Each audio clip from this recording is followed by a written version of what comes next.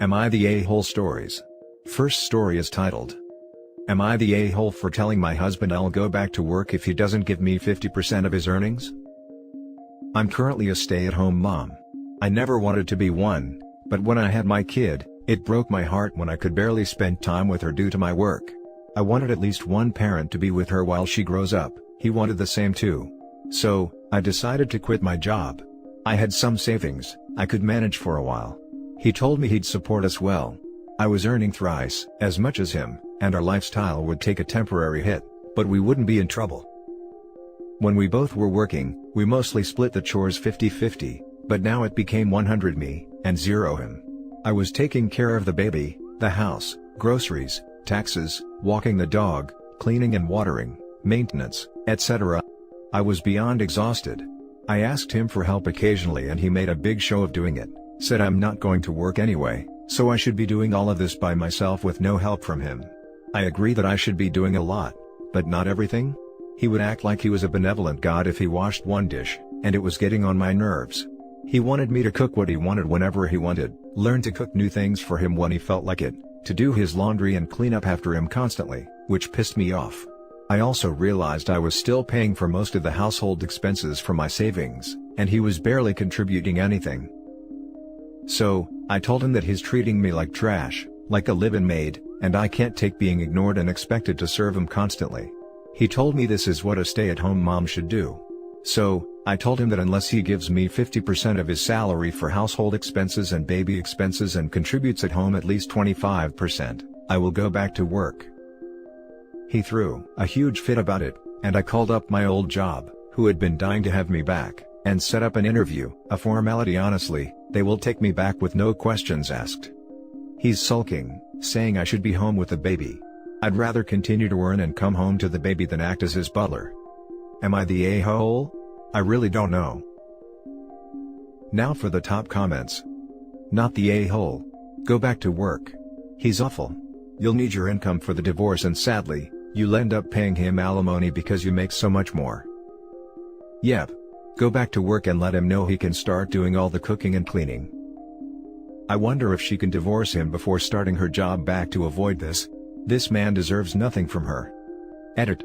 Since this blew up, I'd like to say that I'm not usually a supporter of such underhanded behavior, but by what Op has described she is being financially abused and I find it repulsive that someone would owe an abuser anything.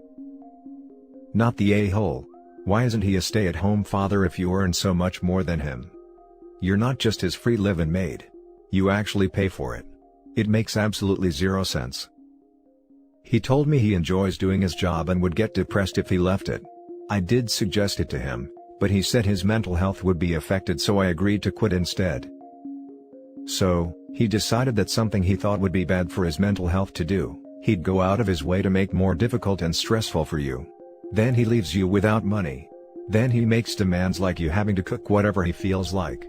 Then he refuses to do anything around the house. But he wouldn't even consider doing even the childcare, because of his mental health. Does he often have his head rammed this far up his own butt? Is he this selfish and controlling in everything you guys do? Not the a-hole but. I was still paying for most of the household expenses from my savings, and he was barely contributing anything. Seems like your marriage has zero financial planning. He's obviously a jerk but this is also on you for letting it get this far. This is a conversation that needed to happen before the kid, well, before the wedding preferably. It sounds like the conversation did happen, he's just not following through on his part. He said he would take care of them, which since he's the one working means financially. Now for the second story. Am I the a-hole for refusing to let my girlfriend back in my apartment after she caused me to miss my biopharmaceutics exam?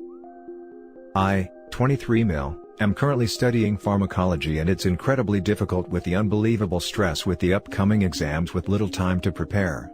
I work from 4 p.m. to 10 p.m. to be able to pay for rent and college expenses and I'm finding it very hard to keep up and focus on studying. My girlfriend, 22 female, moved in with me 2 months ago to help me with few things like cooking and stuff.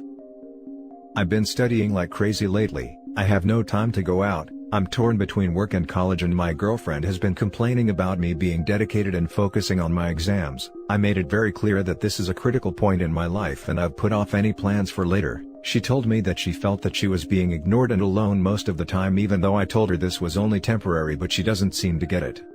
She once came to me asking if I can prescribe a drug for her friend, and I told her no because that's a big responsibility and I'm not qualified to do that, but she said that since I'm studying pharmacology then I should know about drugs and dosages, etc. She tried this multiple times but I was firm and told her to drop it. 2 days ago, while I was working, my girlfriend called to ask if we could go out and eat, but I told her that I needed to go home and study for my exam the next day since I was struggling with time. She tried to convince me that I still had time, but I told her no. She told that she won't cook dinner, then I said it was okay that I will order food. I got home, she argued with me. I had to stay in the kitchen to focus on studying since she refused to leave me alone. At 2 a.m. I went to bed tired. I told her to wake me at 6:30 a.m. My sleep is heavy and alarm clocks don't work often. I woke up on my own the next day at 8:30 a.m. I freaked out. I knew it was over when it took me another 15 minutes to get ready. My girlfriend told me to my face that she did it deliberately because I said no to going out and wished I missed my exam. I didn't have time to argue. I caught a taxi to try to save time. I got screwed. The professor didn't let me in. I begged and got sent to the administrator's office, and I was berated for being reckless and ended up being accounted for the alternate exam in 2 weeks. I felt horrible. I yelled at my girlfriend and kicked her out for what she did. She tried to apologize, but she clearly doesn't care about my future and if it gets ruined, and won't stop texting me to let her back in. Quick edit to mention that I'm from Asia. My girlfriend does not go to college. She babysits 3 days a week but doesn't bother pay for bills because I don't pressure her to do that. Now for the top comments. Not the a-hole, but dude, I told her to wake me at 6:30 a.m. My sleep is heavy and alarms clocks don't work often. Fix your crap. You can't just rely on other people to get you awake all the time. This is the one right here. Never understood heavy sleepers. Like bro, no one wants to wake up early, you just have to do that stuff. And then to have to corral a sleepy unwilling dude into waking up and being an adult. If not waking up is a physical thing, there are ways around that. Alarms that are way louder, harder to turn off, even ones that physically jostle you. But most of the time people wake up, they just turn off their alarm because they want to sleep more. That's just a discipline thing, and outsourcing that to someone else is a crap job. I get that I have to wake up early, and my problem is how I wake up.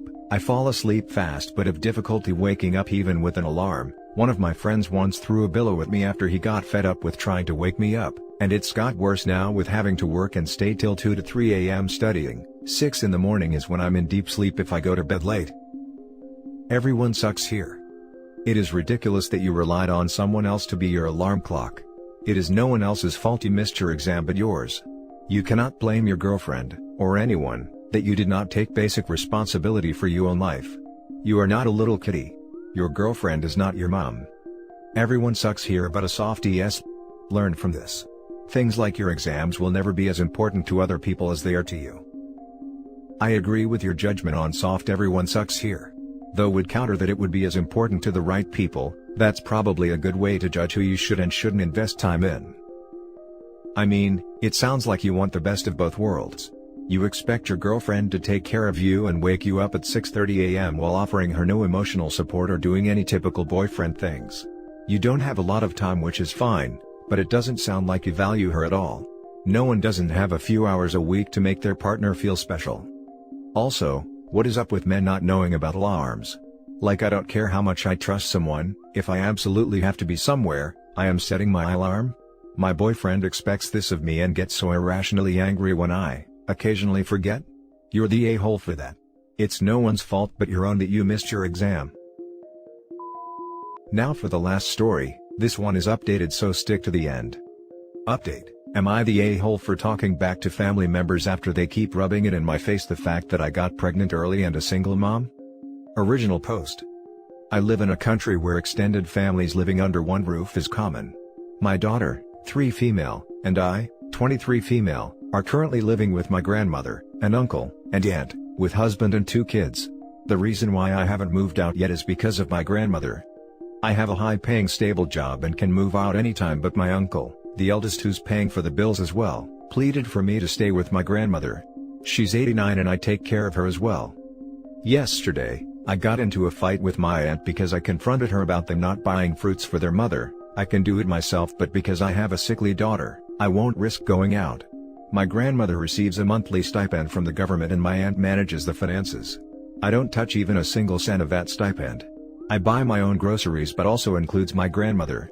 I pay for the electricity of the entire household and sometimes the water bill. I also give weekly allowances to my aunt's 2 teenage kids. My uncle, my aunt and her husband ganged up on me and said a lot of hurtful things about me in front of my daughter. They kept on rubbing it in my face that I got pregnant at 19, and a single mom at that. I got so fed up that I told them, at least I didn't ask other people to pay for my family's needs. I added after that, I can move out here anytime and won't worry about where to get food and where to get money to pay the bills. I don't know if I can say the same thing about you all. I never asked them for help financially and worked hard to where I am now. My statement resulted in another round of shouting and them constantly telling me how rude I was. I grabbed my daughter away from them and locked ourselves in my room. Since I'm paying for the internet bill, out of anger, I changed the password and they haven't connected since then. I feel like I was too harsh when I said those words to them. Am I the a-hole? Edit, I'm reading all your comments and I really appreciate the kind words. I haven't stopped crying from being overwhelmed from all of your responses. I've never heard anything good come out from my family and hearing it from strangers just warms my heart. To answer some of the questions, they have been emotionally abusive since I can remember. My grandma and pops raised me because my parents went missing in action. But my grandma taught me from a young age to not fight back since they are older. Edit 2, my cousins are not having online classes. School was officially closed when the lockdown was implemented. If I know they are doing online classes, I will never cut the internet off. The money that I'm giving to them is something that I've set aside for myself supposedly. Before we read the update, let's read the top comments for this post first. Not the a-hole and I'd move out, maybe take grandma if you want to, but leave the rest to fend on their own. I really want to move out but I'm afraid they'll get the notion that I'm bringing my grandma with me because of the monthly stipend she's receiving. Who cares what they think? If they can't or won't care for her then it's irresponsible for your grandma to be left in their care. They don't treat you well now and you're staying in your own home. You and your daughter can have a life. How does this affect your daughter, hearing how her being born causes so many problems? It's you, your daughter, and grandma. The rest can take care of themselves. Besides, is them talking about grandma's stipend worse than what they say in front of your daughter now? Thank you so much for putting it that way. I think it's mostly my anxiety talking. In the 16 years that I lived with them, I have avoided any type of confrontation or argument and this was the first that I actually got fed up. So, you got pregnant early, but not earth-shatteringly so, and did well for yourself and your daughter. You're taking care of your grandmother and paying for lots of stuff for the entire extended family. Considering all of that, you may have been slightly harsh but very, understandably so. You might want to tell them in no uncertain terms that you won't take their BS anymore. Not the a-hole, of course. I don't think she was even remotely harsh in comparison to what they've said to her. And now for the update. I couldn't believe my original post was 5 months ago. People have been messaging me since then and have been asking me about what happened after. A lot has happened since then, and you guys, it took me 5 months before I was finally able to move out of my childhood home. Back to the incident. I kept my cool after that day and stopped talking to them altogether up until now. A lot of things unfolded from there. And plot twist, my aunt's daughters who I was giving money to were just using me, surprised but not totally surprised. How I found out. One of my cousins, the older one, borrowed my laptop for schoolwork couple of weeks after the incident and logged into Facebook. Her mom called out for her in the middle of working on my laptop and forgot to log out. The page was on her timeline. And all her posts were set to exclude me. She was posting all sorts of crap posts about me.